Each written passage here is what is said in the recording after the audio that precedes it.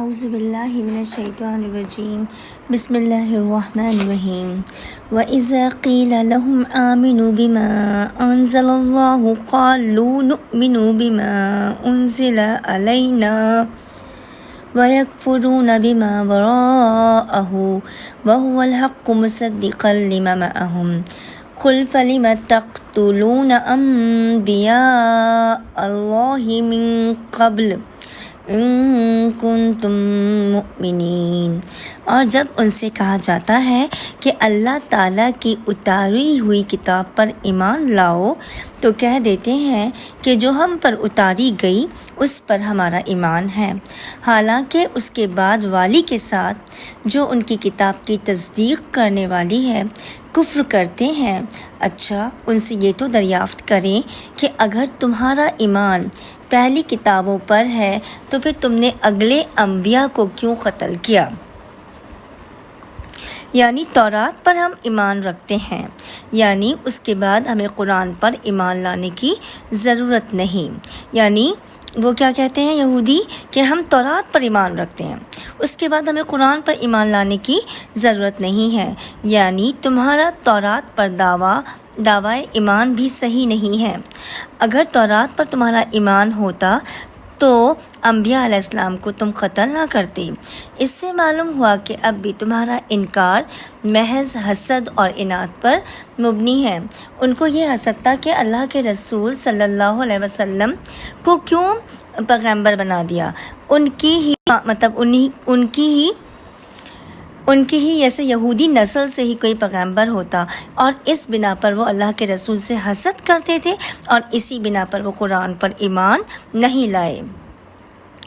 یہ ان کے انکار اور عناد کی ایک اور دلیل ہے کہ حضرت موسیٰ علیہ السلام آیات واضحات اور دلائل قاطعہ اس بات کی لے کر آئے کہ وہ اللہ کے رسول ہیں اور یہ کہ معبود صرف اللہ تعالیٰ ہی ہے، لیکن تم نے اس کے باوجود حضرت موسیٰ علیہ السلام کو بھی تنگ کیا اور الہ واحد کو چھوڑ کر بچھڑے کو معبود بنا لیا۔ یعنی وَلَقَدْ جَاءَكُم مُوسَىٰ بِالْبَيِّنَاتِ ثُمَّ اتَّخَذْتُمُ الْعِجْلَ مِن بَعْدِهِ وَأَنْتُمْ ظَالِمُونَ۔ تمہارے پاس تو موسیٰ یہی دلیلیں لے کر آئے لیکن تم نے پھر بھی بچڑا پوجا، تم ہو ہی ظالم۔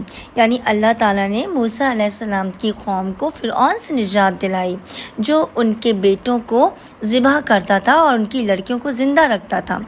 اس کے باوجود جب اللہ تعالیٰ نے موسیٰ علیہ السلام کو کوہ طور پر تورات کے لیے بلایا 40 دن کے لیے، تو نیچے موسیٰ علیہ السلام کی قوم نے بچڑا پوجنا شروع کر دیا۔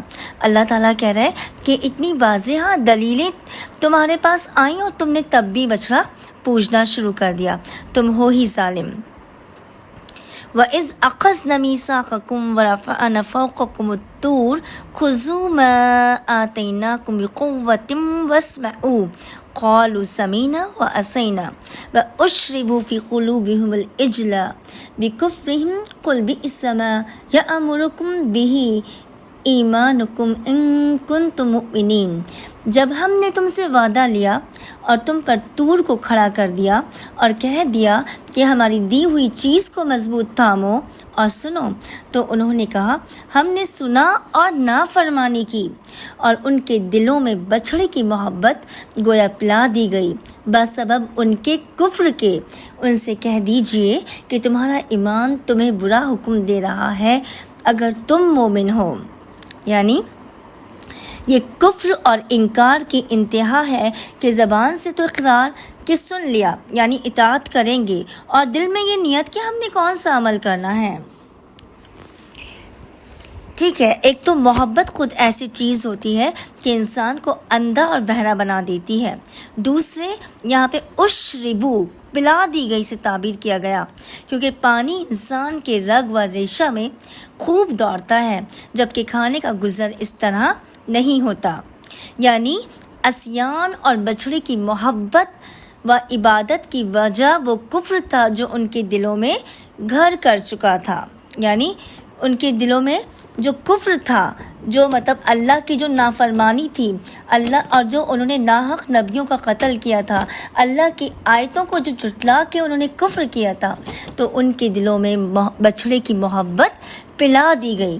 یہ ورڈ یوز کیا اشربو، یعنی پانی دوڑتا ہے رگوں میں اور کھانا ایسے نہیں دوڑتا ہے۔ اسی لیے ان کے دلوں میں بچھڑے کی محبت پلا دی گئی ان کے کفر کی وجہ سے۔ وآخر دعوانا الحمد للہ رب العالمین۔